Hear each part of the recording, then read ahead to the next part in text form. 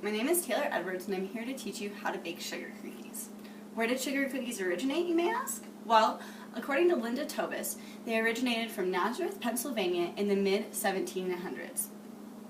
I've been watching my mom cook since I was a little kid. I also love taking cooking classes of different cultures, of different styles from all around the world. Now, this next part is a Martha Stewart ideal sugar cookie recipe. Why sugar cookies? It's the holiday season. It's the most wonderful time of the year and one of the most favorite cookies to make, especially in my family. So, when you first set up cooking, what I like to do is clear a special space. Now, especially when you break off into your dry and wet ingredients. You always start off with your dry ingredients first. In this case, 2 cups of flour, 1/4 teaspoon of salt, and 1/2 teaspoon of baking powder.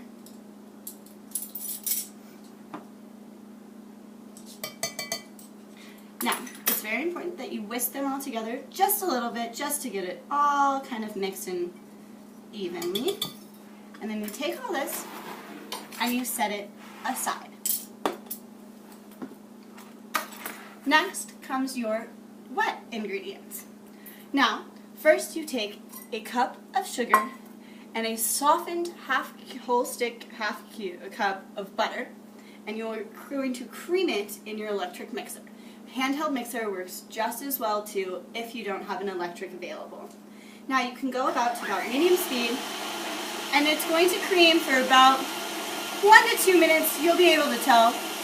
Now with the continued creaming, you add in 1 lightly beaten egg, as so,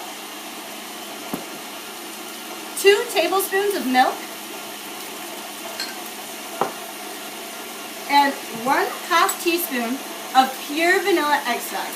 I'm going to turn it down just a little so you can hear me better. But pure extract is important because imitation will not taste the same. This is much better flavoring, especially in all your cooking. So then you're going to just mix that together until it's nice and creamy. Now the next part, you take your dry ingredients. And you're going to want to slowly, and I emphasize slowly, put in your flour and dry ingredients mixture. Because if you go in too fast, your cookies will get tough, and the taste and texture will not be as good. And you want that soft, squishy feel. So this will probably take around 3 to 5 minutes, depending on how slow you go or how fast your mixer is.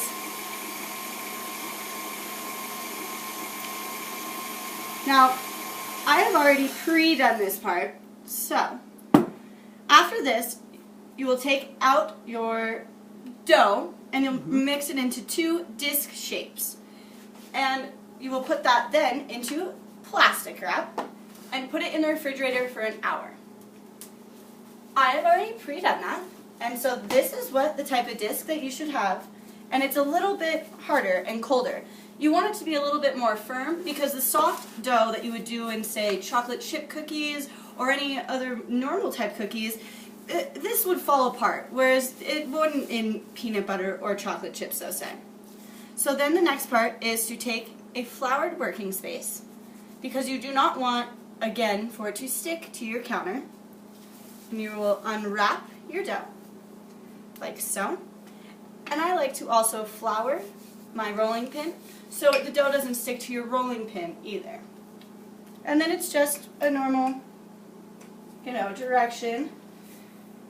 And in the meantime, right when you take it out of the fridge, you want to preheat your oven to 350 degrees as you're doing this part of your job. So you roll out your dough into approximately 1/8 of an inch in thickness. And so, seems about pretty good. And for this especially, I chose our holiday cookie cutters. So we'll use our cute little gingerbread man and cut him out right here.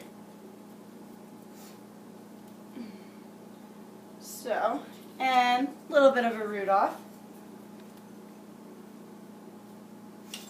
Now, what you cook these on is a non-stick cookie sheet with a wax paper or a non-stick other cookie sheet, which I also have right here.